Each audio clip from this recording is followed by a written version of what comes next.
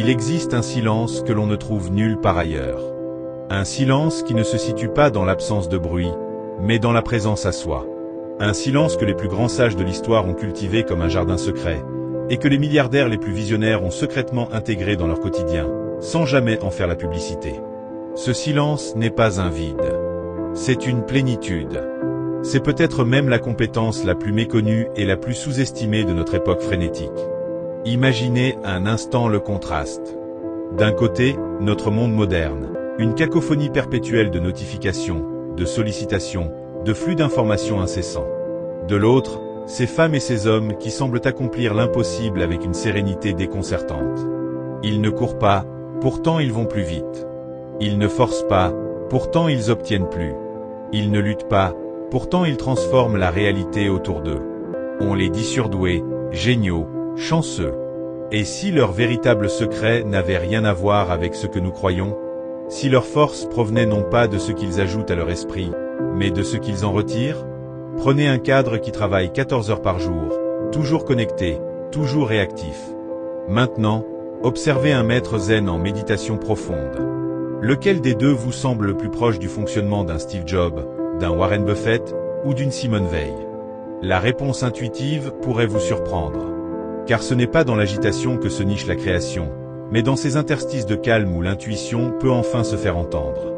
Les grands créateurs, les visionnaires, les bâtisseurs qu'ils œuvrent dans le domaine matériel ou spirituel ont tous découvert cette vérité contre-intuitive. Pour obtenir plus, il faut d'abord faire place à moi. Cette quête du silence intérieur n'a rien d'une nouvelle mode. C'est un chemin que l'humanité arpente depuis l'aube des temps, même si nous l'avions un peu oublié. Les philosophes stoïciens comme Marc Aurèle parlaient de la citadelle intérieure. Les mystiques de toutes les traditions évoquaient ce désert fertile où l'âme se régénère. Aujourd'hui, la science commence tout juste à comprendre ce que les anciens savaient déjà. Le cerveau, dans le silence, ne se met pas en pause. Il s'est reconfiguré. Il entre dans un état de réseau par défaut où les connexions les plus profondes peuvent enfin émerger. C'est dans ces moments de repos apparent que se dessinent les intuitions qui changeront le cours d'une vie, ou même d'une industrie. Pensez à cette sensation si rare, si précieuse, que vous avez peut-être déjà éprouvée en vous réveillant au milieu de la nuit, quand le monde dort et que tout est calme. Les problèmes insolubles de la veille trouvent soudain une solution évidente. Les idées jaillissent avec une clarté cristalline. Ce n'est pas un hasard. C'est votre esprit, libéré du bruit constant, qui retrouve son fonctionnement naturel, sa capacité à relier les points invisibles. Maintenant, imaginez pouvoir cultiver cet état de clarté à volonté. Non pas en fuyant le monde, mais en créant une oasis de calme au cœur même de l'action. C'est exactement ce que font ceux qui semblent détenir un accès privilégié à la sagesse et au succès. Ils n'attendent pas les vacances pour se reposer. Ils ne reportent pas leur bien-être à un futur hypothétique. Ils ont intégré la pratique du silence comme un pilier central de leur existence. Pour eux, ce n'est pas une technique de productivité parmi d'autres. C'est une discipline fondamentale, au même titre que respirer ou dormir. C'est le sol fertile à partir duquel tout peut grandir. Un PDG visionnaire se lève 1 heure avant le soleil, non pas pour consulter ses emails, mais pour s'asseoir dans le silence de l'aube. Une artiste géniale marche des heures dans la forêt, laissant son esprit vagabonder sans contrainte. Un scientifique de renom consacre délibérément du temps à ne rien faire, sachant que c'est dans ces moments d'oisiveté apparente que germeront ses prochaines découvertes. Il ne le crie pas sur tous les toits, car comment expliquer à un monde obsédé par l'action que leur plus grand pouvoir réside souvent dans leur capacité à l'inaction consciente? Ce silence dont je parle n'est pas un refuge, mais une source. Il ne s'agit pas de se couper du monde, mais de se reconnecter à l'essentiel pour mieux y revenir. C'est une dialectique subtile, se retirer pour mieux s'engager, faire le vide pour mieux se remplir de ce qui compte véritablement. C'est un art de vivre qui transcende les catégories conventionnelles, et qui explique pourquoi un moine bouddhiste et un entrepreneur milliardaire peuvent parfois partager la même sérénité impressionnante, malgré des vies en apparence si différentes. Ils ont compris que le mental humain est comme un lac. Agité par les vagues des pensées et des émotions, il devient trouble, imprécis. Mais lorsqu'on laisse les eaux se calmer, la boue se dépose, et la transparence revient. On peut alors voir jusqu'aux profondeurs, distinguer les trésors cachés, percevoir la réalité avec une acuité renversante. C'est cette clarté retrouvée qui permet de prendre des décisions non pas sous l'impulsion de la peur ou de la convoitise, mais alignée avec une vision plus large, plus juste, plus profondément humaine. Et si je vous disais que cette capacité n'est pas réservée à une élite, qu'elle est en chacun de nous, attendant simplement d'être reconnue et cultivée, que vous n'avez pas besoin de changer de vie pour commencer, mais seulement d'introduire de minuscules moments de pause intentionnels dans votre quotidien. Le voyage vers cette reconquête de votre propre silence intérieur est peut-être la plus grande aventure qui vous attend. Alors, si ces mots résonnent en vous comme un écho lointain d'une vérité que vous pressentiez, alors n'oubliez pas, chaque like, chaque partage, est une façon de dire moi aussi, je choisis de m'engager sur ce chemin. Abonnez-vous à Déclic Lecture, pas simplement pour suivre une chaîne, mais pour cultiver avec nous cette oasis de sens dans le désert du bruit. Si vous sentez déjà ce déclic à l'intérieur, ce frémissement de l'âme, alors offrez ce moment à quelqu'un d'autre qui en a besoin. Partagez cette vidéo. Laissez un commentaire, un mot, un témoignage non pas pour nous, mais pour toutes les personnes qui, comme vous, cherchent autre chose. Votre simple geste peut être la étincelle qui allumera une flamme dans l'esprit de quelqu'un qui attend, sans le savoir, ce message précis. Il commence par un geste d'une simplicité presque déconcertante. Un matin, comme les autres, sauf que ce matin-là, ils décident de ne pas allumer leur téléphone au réveil. Ils regardent par la fenêtre. Ils respirent, simplement. Ils laissent le monde pénétrer en eux sans se précipiter pour y réagir. C'est par ce premier acte, minuscule en apparence, que le grand retournement commence. Le premier pas sur ce chemin n'est pas un bond héroïque, mais une retenue sacrée. Une décision quiète de laisser le mental s'apaiser, comme on laisse la poussière retomber dans un vase après l'avoir secoué. Prenez l'exemple de cette dirigeante à la tête d'un empire de la tech. Son bureau n'est pas encombré d'écrans clignotants, mais donne sur un jardin japonais miniature. Avant chaque décision cruciale, elle ne consulte pas immédiatement les données, les graphiques, les prédictions. Elle s'accorde 60 secondes. 60 secondes les yeux fermés, à ne rien faire d'autre qu'écouter son propre souffle. Dans ce silence choisi, elle ne fuit pas la complexité, elle lui permet de se décanter. Les options s'organisent, les priorités émergent avec une évidence qui était masquée par l'urgence factice. Elle appelle cela « consulter la clarté ». Ce n'est pas de la magie, c'est de la météorologie intérieure. C'est apprendre à reconnaître le temps qu'il fait en soi pour mieux naviguer sur l'océan du monde. La science, aujourd'hui, valide ce que les traditions savent depuis des millénaires. Des IRM fonctionnels montrent que lors de ces périodes de silence délibéré, le cerveau bascule dans un mode particulier, le réseau du mode par défaut. Loin d'être un état de veille, c'est un état de haute activité où se tissent les liens les plus profonds, où la créativité s'enflamme, où la mémoire se réorganise. Le silence n'est pas l'ennemi de la pensée, il en est l'atelier secret. C'est dans ces moments que le cerveau consolide les apprentissages, résout les problèmes en arrière-plan, et fait émerger cette intuition fulgurante qui semble tomber du ciel, mais qui naît en réalité des profondeurs de notre propre architecture neuronale. Mais comment, dans le tumulte de nos vies, cultiver ce silence sans devenir ermite? La réponse est à la fois simple et profonde, par la pratique de micro-solitude. Ces brèches que l'on ouvre délibérément dans le mur du bruit. Une marche de 5 minutes sans écouteurs, où l'on redécouvre le chant des oiseaux, le bruissement du vent, la symphonie discrète du monde. 3 respirations conscientes avant de décrocher son téléphone. 1 minute les yeux fermés dans les transports, à simplement être, sans rien consommer, sans rien produire. Ces instants ne sont pas volés à notre productivité, ils lui sont essentiels. Ils sont comme les points de suture qui maintiennent le tissu de notre conscience de se déchirer complètement. Observez un enfant absorbé par un jeu. Son visage est détendu, son attention totale, son être tout entier est dans un état de flux, de grâce. Il ne pense pas à la performance, au résultat, au regard des autres. Il est simplement dans l'expérience. Cet état, les psychologues le nomment « flow ». Les artistes le connaissent bien, ces heures où le temps semble suspendu et où la création coule de source. Les athlètes de haut niveau le recherchent avidement, ce moment où le geste devient pur, instinctif, parfait. Cet état ne s'atteint pas en se forçant, mais en se laissant faire. Il émerge naturellement quand le critique intérieur se tait, quand le bavardage mental cesse. C'est le silence en action. C'est la présence pure. Et c'est là que réside le secret le mieux gardé. Ceux qui maîtrisent cet art ne le font pas pour devenir plus productifs, même si c'est une conséquence. Ils le font pour redevenir entiers. Pour se réconcilier avec la part la plus authentique d'eux-mêmes, celle qui n'est pas définie par ses succès, ses échecs, ses possessions ou ses relations. Cette part qui simplement est. Un noyau de paix inaltérable, une conscience témoin qui observe le spectacle de la vie sans s'y perdre. C'est cette ancre intérieure qui leur permet de traverser les tempêtes sans chavirer, de jouir des succès sans s'y attacher, d'affronter l'échec sans s'effondrer. Ils ne contrôlent pas les événements, mais ils maîtrisent leur rapport à eux. Et en maîtrisant ce rapport, ils transforment radicalement leur expérience du réel. Nous approchons maintenant du cœur du mystère. Car cette paix n'est pas un don réservé à quelques-uns. C'est une compétence. Une compétence qui s'apprend, se pratique, se cultive, comme on apprend un instrument de musique. Au début, les notes sont hésitantes, le rythme est incertain. On a l'impression de perdre son temps. Puis, peu à peu, la mélodie intérieure se fait plus claire, plus harmonieuse. On découvre que le silence n'est pas vide, mais habité. Habité par une intelligence bien plus vaste et plus ancienne que celle de notre ego. Une intelligence qui sait exactement ce dont nous avons besoin, si nous daignons simplement l'écouter. Alors, je vous le demande, quelle est la première brèche que vous allez ouvrir? Le premier interstice de silence que vous allez honorer? Ce n'est pas un devoir de plus, c'est un rendez-vous avec la partie la plus sage de vous-même. Et si vous sentez que cette vérité résonne en vous, alors partagez-la. Parce que chaque like, chaque partage, est un signal envoyé à l'univers, une façon de dire « je reconnais cette voix ».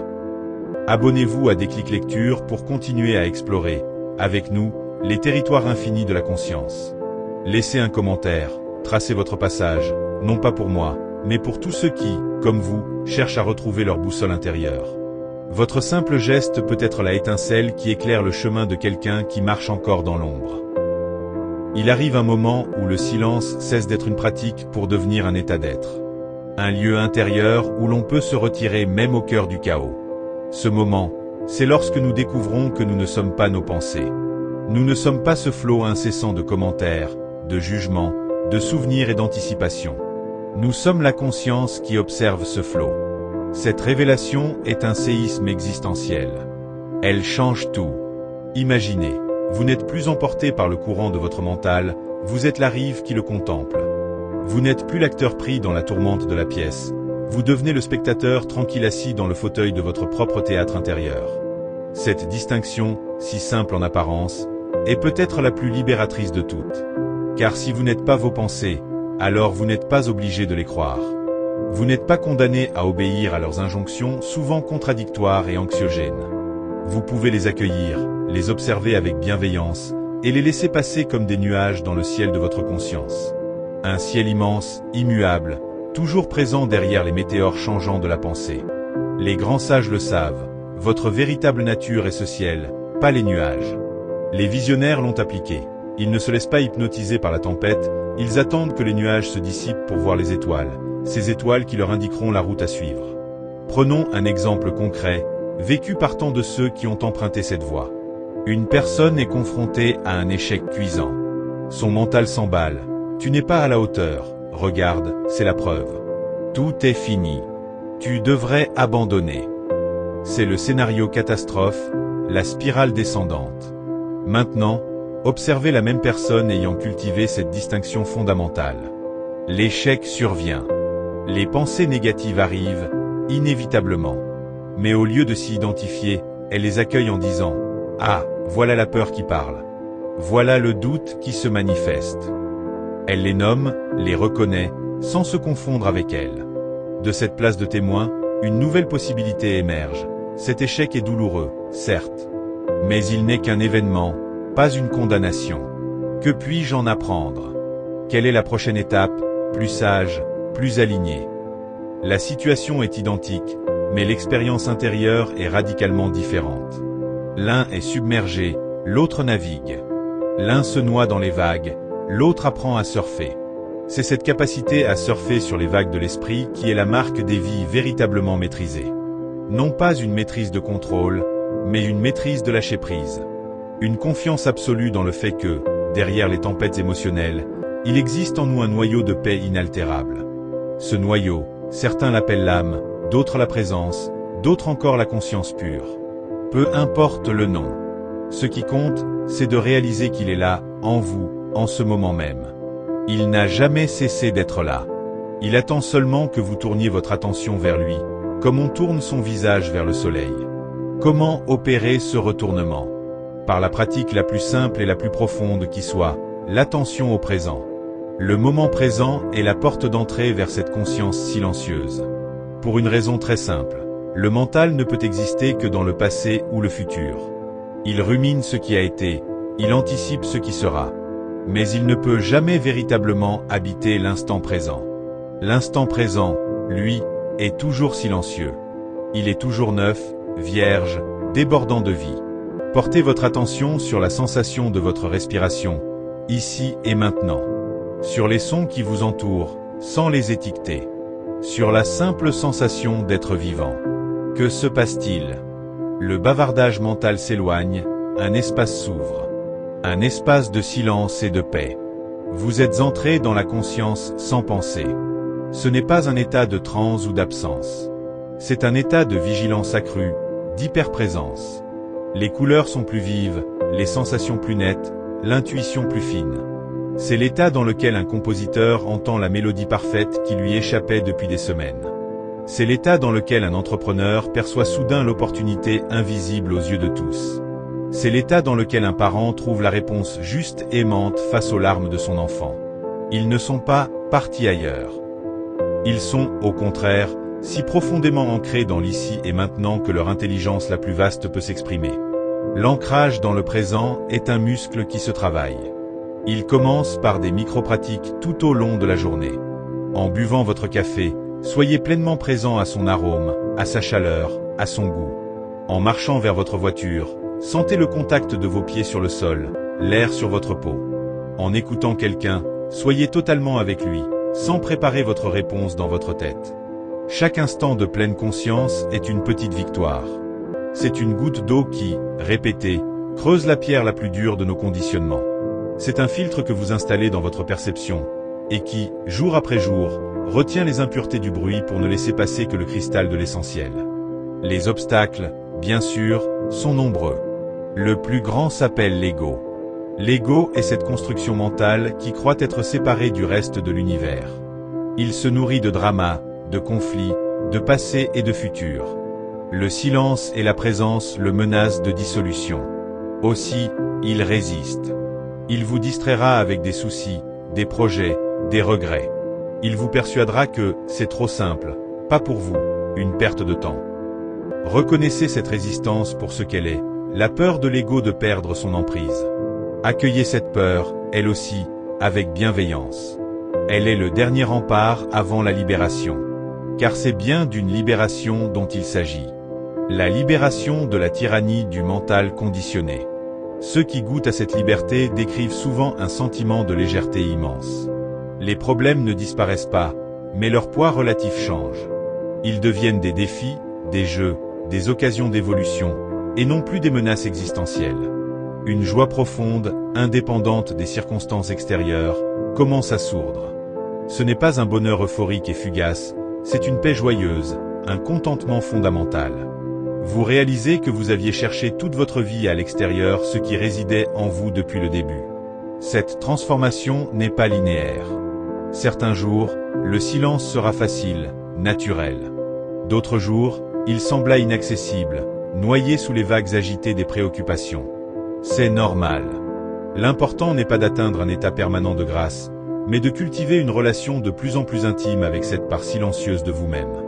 De savoir qu'elle est là, toujours accessible, comme un port intérieur où vous pouvez jeter l'ancre quand la mer se déchaîne.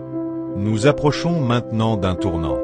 Car ce voyage vers le silence intérieur n'est pas une feinte en soi. C'est une préparation. Une purification de l'instrument que vous êtes, pour qu'il puisse jouer la mélodie unique de votre vie. La plus belle des mélodies, celle que vous êtes venu jouer. Et si cette mélodie avait un but plus grand que vous ne l'imaginiez? Si le silence que vous cultivez si précieusement n'était pas seulement pour votre propre paix, mais aussi pour devenir un canal, un instrument au service de quelque chose de bien plus vaste? Si ces mots résonnent en vous comme un appel, alors n'oubliez pas que vous n'êtes pas seul sur ce chemin. Chaque like, chaque partage, est une main tendue vers d'autres chercheurs. Abonnez-vous à Déclic Lecture pour constituer, avec nous, une communauté de conscience en éveil. Partagez cette vidéo autour de vous, non pas comme un simple contenu, mais comme une invitation à se reconnecter à l'essentiel. Laissez un commentaire, tracez votre passage sur cette voie. Votre témoignage, même bref, peut être la lumière qui guide les pas de quelqu'un qui marche encore dans l'obscurité. Votre simple geste est une affirmation. Je choisis la conscience. Je choisis la présence. Je choisis la vie. Il est un seuil que peu franchissent, non par manque de courage, mais par méconnaissance de son existence.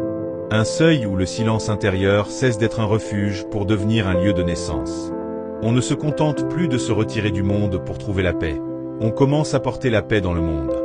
C'est le passage de la pratique à l'incarnation. Ceux qui l'ont vécu décrivent souvent un renversement subtil. Ils ne cherchent plus la lumière, ils deviennent la lumière. Ils ne aspirent plus à la sagesse, ils sont habités par elle. Cette transition ne s'opère pas dans l'effort, mais dans le lâcher-prise ultime, quand on cesse de vouloir être pour accepter simplement d'être. Imaginez un vase rempli d'eau boueuse. Tant que vous l'agitez, l'eau reste trouble. Mais si vous posez le vase, la boue se dépose peu à peu, et l'eau redevient claire. Jusqu'ici, nous avons parlé de poser le vase. Maintenant, parlons de ce qui se produit quand l'eau est enfin transparente. La clarté n'est pas un état passif. C'est un état de réceptivité maximale. La conscience, débarrassée des perturbations du mental, devient comme un miroir parfait qui reflète la réalité sans la déformer. Elle perçoit non seulement ce qui est, mais le potentiel de ce qui pourrait être. C'est la source de toute vision véritable. Observez les grands créateurs, les innovateurs, les bâtisseurs de monde. Leur génie ne réside pas dans une capacité à accumuler plus d'informations, mais dans leur pouvoir de percevoir les connexions invisibles, les patterns émergents, les possibles qui se cachent dans les interstices du réel. Cette perception est directe, intuitive, immédiate. Elle ne passe pas par le filtre laborieux de la déduction rationnelle. Elle est un savoir qui surgit de la source même de la conscience, de ce silence primordial d'où toute pensée émerge. C'est pourquoi leurs idées semblent souvent si évidentes après coup. Elles touchent à une vérité qui était déjà là, attendant simplement d'être vue. Mais cette clarté a un prix. Elle exige que nous renoncions à nos certitudes les plus chères, à nos modèles mentaux les plus confortables. Elle nous invite à voir le monde avec des yeux neufs, comme pour la première fois. C'est un processus à la fois exaltant et déstabilisant. Les choses que nous prenions pour acquises se révèlent dans leur nature contingente et transitoire. Les identités que nous avons patiemment construites, celles du parent, du professionnel, de la victime ou du héros, apparaissent comme des costumes que nous portions, utiles peut-être, mais ne définissant pas notre essence ultime. Ce dévoilement peut provoquer une crise profonde, ce que certaines traditions appellent la nuit obscure de l'âme. Pourtant, cette crise est un passage obligé. C'est le feu qui purifie l'or. En nous dépouillant de nos illusions, il nous révèle à nous-mêmes. Et c'est dans cette nudité essentielle que nous découvrons notre véritable pouvoir. Non pas le pouvoir de contrôler, mais le pouvoir de créer. Non pas le pouvoir de dominer, mais le pouvoir d'inspirer. Quand vous n'êtes plus identifié à votre personnage social, vos actions ne visent plus à renforcer cette image. Elles deviennent pures, désintéressées, alignées avec le flux de la vie elle-même. Vous agissez non par soif de reconnaissance, mais par nécessité intérieure. Votre œuvre devient un service. Cette transformation radicale du moteur de l'action est peut-être le secret le mieux gardé des vies véritablement accomplies. Elles ne sont pas mues par la peur du manque ou la quête de validation. Elles sont animées par un élan créateur qui cherche à s'exprimer à travers elles. L'artiste ne peint plus pour la gloire, mais parce que la beauté doit être incarnée. L'entrepreneur n'innove plus pour la richesse, mais parce que la solution doit être apportée. Le soignant ne guérit plus par devoir, mais par compassion naturelle. Le travail, alors, cesse d'être un labeur pour devenir une célébration, une offrande, une manière d'aimer le monde à travers ses talents uniques. Nous touchons ici au mystère de la vocation véritable. La vocation n'est pas quelque chose que nous choisissons, c'est quelque chose qui nous choisit. Elle est l'expression unique et irremplaçable de notre être essentiel dans le monde. Mais pour l'entendre, il faut faire taire les voix qui nous disent qui nous devrions être. Il faut descendre sous le bruit des attentes sociales, des conditionnements familiaux, des peurs personnelles, jusqu'à retrouver cette mélodie intérieure qui ne demande qu'à être jouée. Le silence n'est pas l'ennemi de l'action, il est le terreau où germent les actions véritables, celles qui nourrissent le monde au lieu de l'épuiser. Et quel est le rôle du monde dans tout cela? Il devient le partenaire de danse, le miroir, le matériau de notre création. Une relation totalement nouvelle s'instaure. On ne se bat plus contre la réalité, on danse avec elle. Les obstacles deviennent des défis intéressants, les échecs des feedbacks précieux, les rencontres des synchronicités signifiantes. On développe une sensibilité accrue à l'intelligence qui anime toute chose. Cette intelligence qui fait pousser les arbres, tourner les galaxies et battre les cœurs. On se met à l'écoute du monde comme on s'est mis à l'écoute de soi. Cette écoute élargie est la source d'une compassion sans effort. Quand vous percevez la même conscience essentielle en toute créature, comment pourriez-vous lui vouloir du mal? Comment pourriez-vous vous sentir véritablement séparé? La compétition cède la place à la collaboration, la jalousie à la célébration, la peur de l'autre à la reconnaissance de soi dans l'autre. Vous ne vous contentez plus de pratiquer l'amour, vous réalisez que vous êtes l'amour et que tout le reste n'est qu'expression ou obstruction de cette nature fondamentale. Nous approchons maintenant du cœur battant de notre exploration. Car cette évolution n'est pas qu'une affaire personnelle. Elle a des implications collectives profondes. Chaque être humain qui s'éveille à sa nature essentielle devient un point de lumière dans le champ conscient de l'humanité. Et ces points de lumière, en se multipliant, forment peu à peu un nouveau réseau de conscience, capable de porter des solutions inédites aux défis de notre temps. Votre transformation intérieure n'est donc pas égoïste. Elle est peut-être la contribution la plus précieuse que vous puissiez offrir au monde. Alors, je vous le demande, quelle est la prochaine couche de vous-même que vous êtes prêt à déposer? Quel ancien costume êtes-vous prêt à retirer pour laisser briller votre nudité essentielle? Le chemin demande du courage, mais chaque pas vous rapproche de la vie que vous étiez destiné à vivre. Une vie non pas de succès superficiel, mais de signification profonde. Une vie où chaque instant est vécu dans la plénitude de qui vous êtes vraiment. Et si vous sentez que cette vérité vibre en vous, alors partagez cette vibration. Car chaque like, chaque partage, est une déclaration silencieuse. Je reconnais cette vérité. Je choisis cette voie. Abonnez-vous à Déclic Lecture pour continuer à avancer, avec une communauté entière, vers une existence plus consciente et alignée. Laissez un commentaire, tracez votre présence sur ce chemin. Votre témoignage, aussi simple soit-il, peut être le déclic qui manquait à une autre âme pour s'autoriser à emprunter cette route. Votre geste n'est pas anodin. Il participe à éveiller la conscience collective, à créer un monde où de plus en plus d'humains vivent éveillés, créateurs et connectés. Nous arrivons maintenant au cœur du mystère, à cet endroit où la transformation personnelle rencontre le destin collectif. Car il est une vérité que peu osent envisager. Votre éveil intérieur n'est pas une fin en soi. C'est un commencement. Le véritable secret que partagent les sages et les visionnaires, c'est que le silence intérieur n'est pas une retraite du monde, mais une manière plus profonde de s'y engager. Quand vous avez trouvé la paix en vous-même, vous devenez incapable de tolérer l'injustice autour de vous. Quand vous avez touché à l'unité essentielle, vous ne supportez plus la séparation. Votre tranquillité intérieure devient paradoxalement la source d'une sainte inquiétude pour le monde. Regardez autour de vous. Notre monde est malade non pas de problèmes techniques, mais de conscience. Les crises écologiques, économiques, sociales, elles trouvent toute leur source dans une conscience fragmentée, séparée, qui se perçoit comme détachée du tout. Qui croit pouvoir puiser sans fin dans les ressources sans en payer le prix. Qui imagine que le bonheur des uns peut se construire sur le malheur des autres. Cette illusion de séparation est la racine de toute souffrance. Et la guérison, la seule guérison possible, advient lorsque suffisamment d'êtres humains réalisent leur unité fondamentale. Votre transformation intérieure n'est donc pas égoïste. Elle est peut-être l'acte le plus radical que vous puissiez accomplir pour la planète. Quand vous changez, votre relation au monde change. Vous ne voyez plus la nature comme une ressource à exploiter, mais comme un partenaire sacré. Vous ne voyez plus les autres comme des concurrents, mais comme des aspects de vous-même voyageant dans d'autres costumes. Votre consommation devient consciente, votre travail devient significatif, vos relations deviennent authentiques.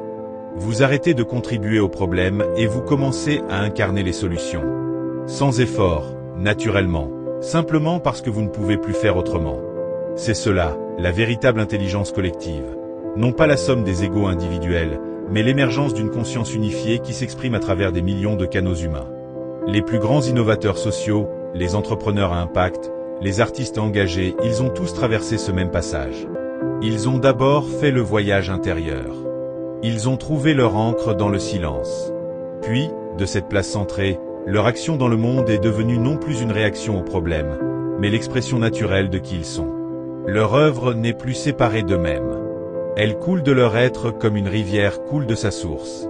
Et comme une rivière, elle nourrit naturellement tout ce qu'elle rencontre.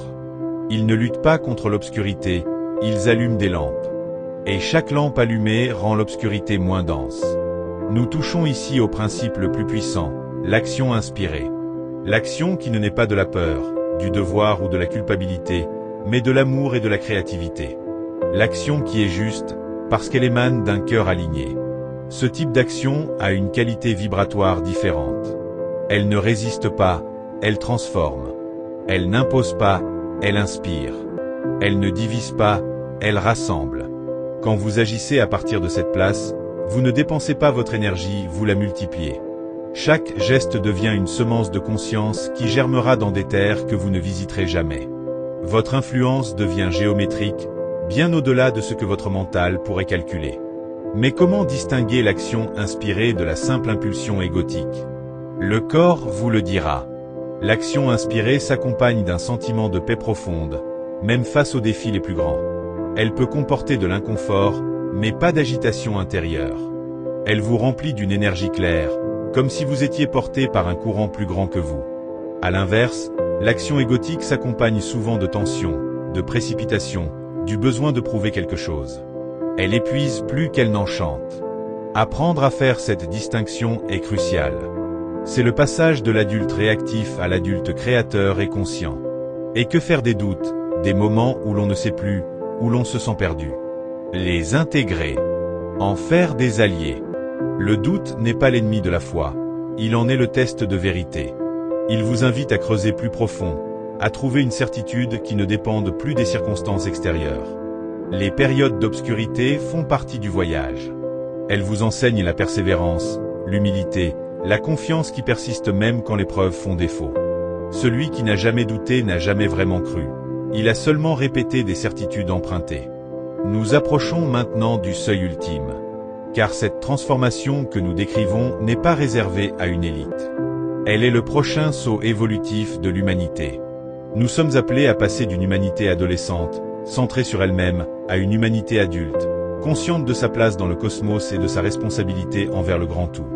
Chaque être qui s'éveille accélère cette transition. Votre paix intérieure contribue à la paix mondiale. Votre clarté dissout la confusion collective. Votre amour guérit des blessures que vous ne verrez jamais. Alors, je vous pose cette question, la plus importante peut-être, quelle est la prochaine étape de votre voyage? Non pas en tant qu'individu séparé, mais en tant que cellule consciente de l'organisme humanité? Quelle est la forme que prendra votre contribution unique? Peut-être est-ce une création artistique qui éveillera les cœurs. Une entreprise qui régénérera les écosystèmes. Une manière d'élever vos enfants qui brisera les chaînes des conditionnements. Une simple présence qui apaisera ceux qui croisent votre route. Votre mission n'a pas besoin d'être grandiose aux yeux du monde. Elle a seulement besoin d'être vraie pour vous. Le temps n'est plus à l'attente. Le monde a besoin de votre pleine expression, maintenant. Non pas dans la peur ou la urgence, mais dans la confiance et la grâce. Vous avez en vous tout ce qu'il faut. La sagesse, le courage, l'amour, ils sont déjà là, attendant seulement votre permission pour s'exprimer à travers vous. Et si vous sentez l'appel, si vous reconnaissez cette vérité dans les fibres de votre être, alors agissez. Maintenant, partagez cette vision. Car chaque like, chaque partage, est un vote pour un monde éveillé. Abonnez-vous à Déclic Lecture pour faire partie de cette communauté qui se soulève, non pas en armes, mais en conscience. Laissez un commentaire, marquez votre engagement envers cette évolution. Votre voix compte. Votre choix d'aujourd'hui participe à façonner le monde de demain. Et n'oubliez jamais, la transformation du monde commence dans le silence de votre propre cœur, mais elle ne s'y termine pas. Elle s'accomplit dans le monde, à travers vos mains, votre voix, votre présence vivante et éveillée. Et voici que nous arrivons au seuil. Non pas une fin, mais un commencement véritable. Ce que vous avez cherché si longtemps à l'extérieur, cette paix, cette plénitude, cette certitude était déjà là, en vous, attendant patiemment que vous vous retourniez vers elle. Le plus grand secret n'était finalement pas caché dans quelques textes anciens ou dans quelques formules compliquées. Il résidait dans la simplicité radicale de l'instant présent, dans ce silence primordial qui précède toute pensée, dans cette conscience pure qui observe sans juger. Les sages et les visionnaires ne détenaient pas un savoir ésotérique. Ils avaient simplement appris à habiter cette part essentielle d'eux-mêmes, à y ancrer leur existence, à la laisser guider leurs pas dans le monde. Regardez le chemin parcouru. Vous avez commencé par découvrir l'existence de ce silence intérieur. Vous avez appris à le cultiver par de petites pratiques discrètes. Vous avez découvert que vous n'étiez pas vos pensées, mais la conscience qui les observe. Vous avez laissé cette conscience s'exprimer à travers vous, transformant votre action en offrande, votre vie en œuvre d'art. Vous avez réalisé que votre transformation personnelle participait à la guérison du monde. Et maintenant, vous voici, debout à la frontière entre ce que vous étiez et ce que vous êtes en train de devenir. Ce n'est pas un aboutissement. C'est une nouvelle manière de marcher. Car la vie éveillée n'est pas un état statique que l'on atteint pour toujours. C'est un équilibre dynamique, une danse perpétuelle entre l'être et le faire, le silence et l'expression, la solitude et la communion. Certains jours, vous serez pleinement présent, lucide, aligné. D'autres jours, le voile se refermera, et vous vous perdrez dans les drames de l'ego. L'important n'est pas d'éviter la chute, mais d'apprendre à se relever de plus en plus vite. À reconnaître l'oubli, à en sourire, et à revenir à la présence, encore et encore, avec une douce obstination. Votre pratique ne va pas cesser, elle va se fondre dans le tissu même de votre existence. Vous n'aurez plus besoin de méditer comme une activité séparée, car toute votre vie deviendra méditation. La façon dont vous laverez la vaisselle, dont vous écouterez un ami en détresse, dont vous prendrez une décision difficile, chaque geste, chaque parole, chaque choix deviendra l'occasion d'incarner cette présence que vous avez cultivée. Le sacré n'est plus confiné à des lieux ou des moments particuliers. Il imprègne désormais le quotidien le plus ordinaire, le transformant en une cérémonie permanente. Et qu'en est-il du monde, avec ses bruits, ses injustices, ses chaos? Vous ne le fuirez plus. Vous y engagerez, mais avec des outils radicalement nouveaux. Au lieu de réagir avec la même énergie que le problème, vous répondrez à partir de cette réserve de silence et de clarté. Votre action deviendra comme ces arts martiaux internes où l'on utilise la force de l'adversaire pour la transformer. Vous ne lutterez pas contre l'obscurité. Vous deviendrez une lumière si intense que l'obscurité, là où vous êtes, cessera d'exister. Votre simple présence deviendra un agent de transformation silencieux. Rappelez-vous ceci, comme la clé la plus précieuse, vous n'êtes pas seul. En vous éveillant, vous rejoignez une invisible communauté d'âmes éveillées qui traversent le temps et l'espace. Vous n'avez peut-être jamais croisé leur chemin physique, mais vous les reconnaîtrez à la qualité de leur présence, à la lumière dans leur regard, à la paix qui émane d'eux. Et dans les moments de doute, souvenez-vous que votre propre éveil contribue à un champ de conscience collective qui soutient tous les autres chercheurs. En vous sauvant, vous sauvez le monde. En vous éveillant, vous éveillez l'humanité. Alors, que faire maintenant? Continuez. Simplement continuez. Approfonder. Incarner. Partagez. Ne cherchez pas à devenir parfait. Cherchez à être vivant, pleinement, intensément, avec toutes vos imperfections et vos lumières mêlées. L'éveil n'est pas une destination où l'on arrive, c'est une manière de voyager. C'est l'art de danser sous la pluie au lieu d'attendre que l'orage passe. C'est le courage d'aimer ce qui est, tout en œuvrant à créer ce qui pourrait être. Votre vie est votre plus belle œuvre. Votre conscience en est le pinceau. Le monde en est la toile. Vous n'avez besoin de l'autorisation de personne pour créer un chef-d'œuvre.